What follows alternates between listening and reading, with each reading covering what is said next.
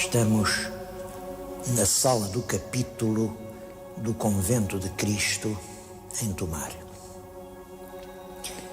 Esta cidade é um dos mais surpreendentes conjuntos de valores de várias ordem. Aqui juntam-se as mensagens da história, o valor dos monumentos e até as belezas naturais. Não pode vir-se a Tomar, evidentemente, sem visitar este esplendoroso Convento de Cristo, com o seu maravilhoso portal manuelino, ou ir ao castelo templário, na rodeza daquelas pedras, ou visitar aqui perto a Igreja da Conceição, renascentista, italianizante e tão fria que parece que não há ali lugar para uma Ave Maria em português. A Igreja de Santa Maria do Olival, que é gótica, foi ali que tudo começou e ainda lá estão as lembranças do Gualdim Pais. Ou mesmo dentro da cidade, a sinagoga, porque ninguém pode falar de Tomar sem falar dos judeus. Foi aos judeus que se deveu o extraordinário impulso, o incremento industrioso trabalhador que fez crescer a pequena aldeia fundada por Gualdim Pais e ser já uma notável vila no século XVI. Ela cresceu constantemente, no século XIII, XIV, XV, até que, claro, quando os judeus foram expulsos, Tomar caiu perpendicularmente no século XVI. Outra coisa são as belezas da paisagem. Eu acho que não pode deixar de se ver as margens do Nabão, por exemplo, este aproveitamento da energia hidráulica, que é o mais antigo que se conhece em Portugal,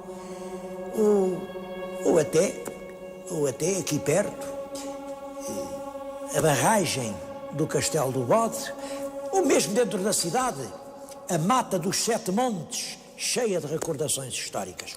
Tudo isso é importante, urgente, mas não é de nada disso que eu hoje lhes vou falar. É de outras coisas muito menos visíveis, mas igualmente importantes.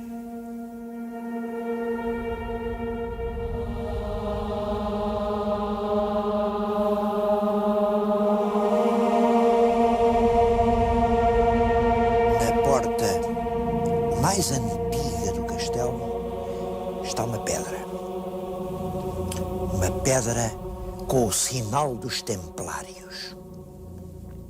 É mais ou menos igual a esta que eu tenho junto de mim. Esta é uma estela de sepultura. Quando um cavaleiro templário morria, punha a assinalar-lhe a última morada o sinal dos templários. Nessa altura, as pessoas gostavam que para a eternidade ficasse a contar aquilo que tinham feito. Há aqui pedras, eu acho emocionante, a pedra do lavrador. Está ele próprio, para todo sempre, com a aguilhada a guiar os seus bois, os bois que arrastam o arado que fez esta terra.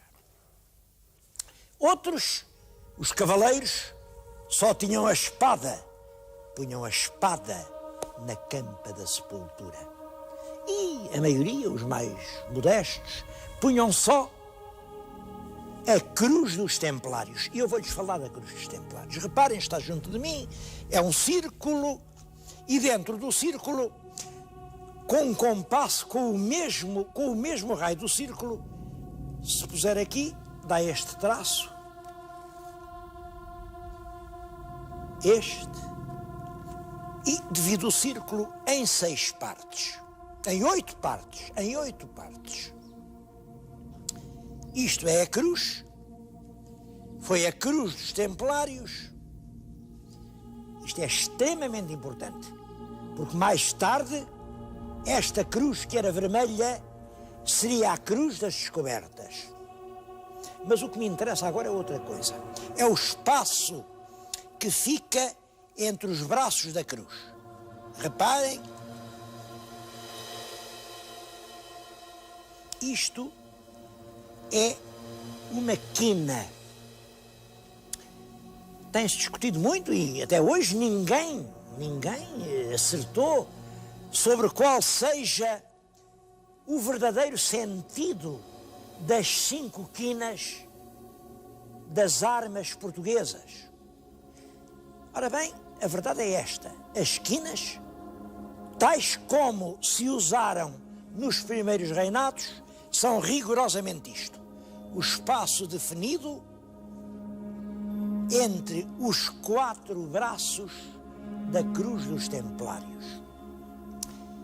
Isto é emocionante, é até emocionante para mim, porque se isto é verdadeiro, pode-se dizer que as armas de Portugal nasceram entre os braços dos Templários. Reparem, mais tarde, essas quinas ficaram rodeadas por uma faixa de castelos.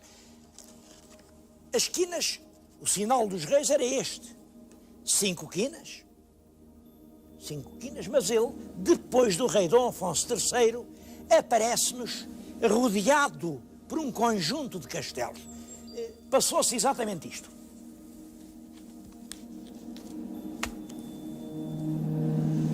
As pessoas discutem muito o que é que aconteceu, porque é que aparecem os castelos. Uns dizem, isto é os 7 reis mouros, os 7 reis mouros que Dom Afonso Henriques venceu na Batalha de Ourique. Outros dizem, não, isto é os castelos do Algarve que o Dom Afonso III conquistou. Outros dizem, não, isto é uma homenagem a Castela, porque o Dom Afonso III casou com uma castelhana. Diz tanta coisa que eu já agora também vou dizer a minha, e não é uma certeza. O objetivo deste programa não é uma catequese, é uma ginástica. Cada um que pense por si. Eu penso que quando Dom Afonso III, infante, imigrante, pobre, chegou à França, só tinha um apoio. Era a tia rainha de França e rainha regente. A regente Dona Branca de Castela. Essa rainha apoiou fortemente, fez dele o chefe da cavalaria francesa contra os senhores feudais. E, portanto, o nosso infante, se apresentasse só a sua bandeirinha com as quinas, ninguém sabia quem era. Mas se dissesse a verdade, quem me sustém é a rainha, a minha tia. O resultado era este. Este é o escudo do infante, este o escudo da tia e estas, como sabem, as armas de Portugal. Mais tarde, isto apareceu rodeado numa esfera armilar, mas isso é já, enfim, é já uma outra inovação do tempo da República. A esfera armilar era antiga, é um emblema manuelino e exprimia realmente a dimensão planetária dos portugueses. É que lá vão dizer, então, ele agora aqui neste programa resolveu de uma vez o problema das armas nacionais, que é o enigma que há tanto tempo nos preocupa. Não, eu não resolvi nada, fica muita coisa para decidir, designadamente isto. Reparem, em cada quina há 5 pontos brancos, são os 5 besantes. Besante era a moeda de Bizâncio, quer dizer, era uma moeda de ouro. Não se sabe o que isto quer dizer, a explicação que nos dão é esta. Isto é os 30 dinheiros. Os 30 dinheiros pelos quais Judas vendeu Nosso Senhor Jesus Cristo. Bem, eu não percebo como é 30, porque 5 vezes 5 faz 25. Mas a lenda também resolve isto à portuguesa. Bom, 25 não faz mal, a do meio conta 2 vezes. Ora, 25 mais contado, fica 30. Bom, eu não acredito que na bandeira nacional anda o preço de Judas. O preço de Judas significa o salário da traição, a remuneração da corrupção, é o mais vil preço da história. Portanto, eu não acredito. Em todo caso, isto alguma coisa quer dizer. Mas essa é a parte que eu não decifrei. Digam vocês o que é.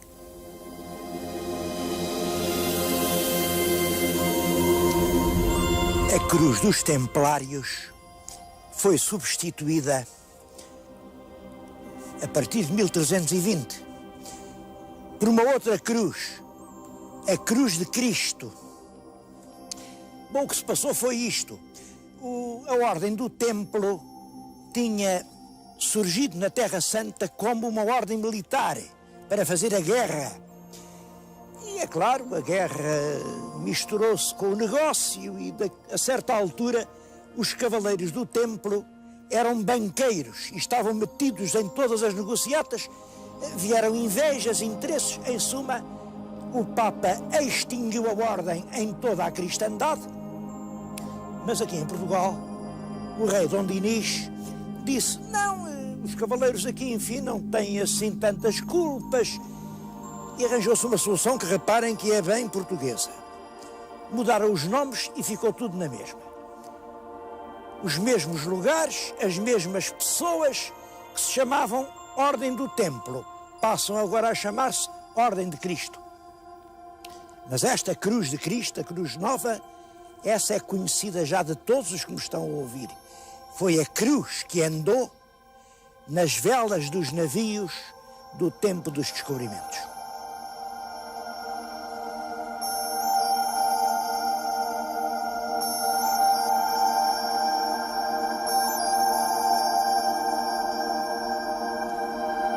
Os descobrimentos trazem-nos ao infante Dom Henrique, o navegador. Estas pedras góticas, estas arcarias, são tudo quanto resta do passo do infante. O infante Dom Henrique foi nomeado, em 1420, administrador da Ordem de Cristo. E é realmente ele que transforma a ação cruzadesca dos cavaleiros na ação científica das descobertas. É que a guerra contra o Moro tinha acabado, mas agora continuava a guerra contra o corsário berberisco. E o infante Dom Henrique, o grande papel histórico dele, foi transformar a guerra do corso na exploração científica que levou ao descobrimento do mundo.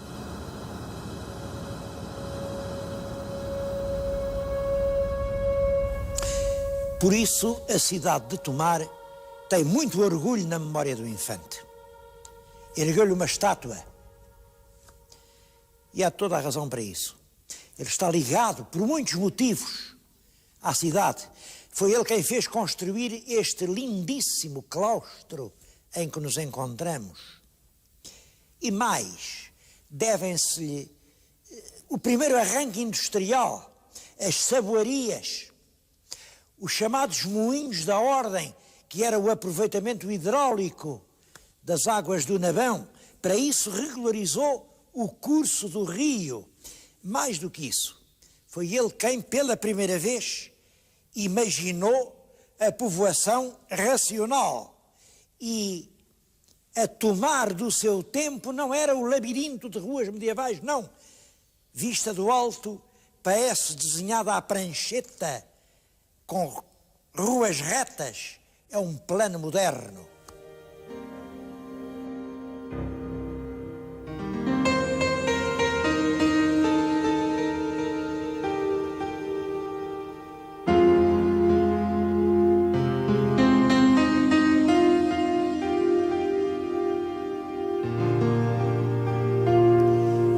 O mais famoso monumento de Tomar é, e com toda a razão, esta extraordinária janela junto à qual me encontro. É uma janela simbólica, com muitos aspectos ainda indecifrados. Por exemplo, este. Todo o peso da janela, como um imenso edifício, repousa sobre os ombros de um homem. Quem é? Quem é o gigante que aguenta com esta carga imensa? Bom, uns dizem, olha, se calhar é o Vasco da Gama. Outros dizem, não, isto é um marinheiro qualquer, um capitão de uma nau. Outros dizem que é um Netuno. Bom, ora, devo dizer que nada disso faz sentido. Quem quer que era alguém que tinha sobre si duas enormes responsabilidades. Primeiro, todo o conjunto do edifício que acaba sobrepujado pela coroa real. Segundo, a unidade da nação. Reparem que a toda a volta há um rijo calabre, um cabo como aqueles que apertavam os navios. E esse calabre vem dar um nó de marinheiro, justamente aqui, junto da figura. Quem, no século XVI, podia protagonizar esse duplo papel de ser a força do nó e ser a base sólida do edifício da pátria, era o rei Dom Manuel. E justamente o rei tinha sido peregrino a Compostela, podia usar a concha no chapéu. E mais, vou-lhes contar uma coisa que pouca gente sabe. O rei Dom Manuel era neto do rei Dom João I. O rei Dom João I mandou fazer uma roupa onde bordou um tema que para ele era o símbolo do próprio rei. O tema era um camelo que tinha em cima 4 grandes sacos. O primeiro saco chamava-se temor de mal reger, quer dizer, a responsabilidade do poder. O segundo saco chamava-se justiça com amor e temperança, portanto, nada de exageros. O terceiro chamava-se contentar corações desvairados, isto é, manter o equilíbrio entre os partidos. E o último saco era acabar grandes feitos com pouca fazenda. Era o eterno problema do Ministro das Finanças. Reparem como a ideia é a mesma. Assim como Dom João, o bisavô, tinha a roupa com o camelo que simbolizava o peso do seu cargo, El Rei Dom Manuel manda-se representar aqui nas janelas do convento de Cristo, de que ele era mestre, suportando sobre os ombros toda a carga do edifício português.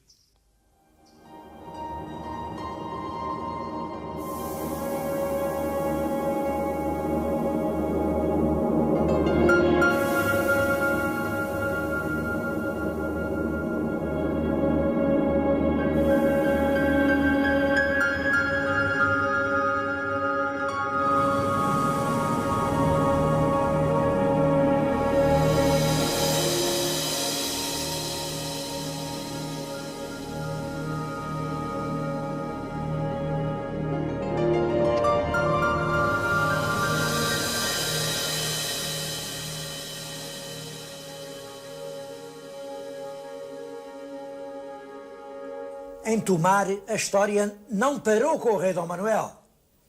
Continuou a construir-se muita coisa de Dom João III, do tempo dos Filipes, do século XVII e XVIII, até do século XIX, há aquelas histórias da Costa Cabral, mas tudo isso é para vocês descobrirem.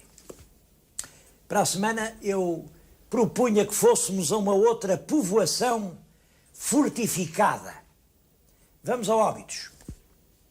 Está junto de mim uma excelente aguarela, da autoria do aguarelista Hermano Batista, que revela a vila de Óbidos há 70 anos. Há 70 anos, Óbidos era assim. Eu proponho que vamos até lá, exatamente no sítio onde o pintor pôs o seu cavalete e a sua paleta, vamos nós pôr a câmara. E assim poderemos ver até que ponto Óbidos mudou. Música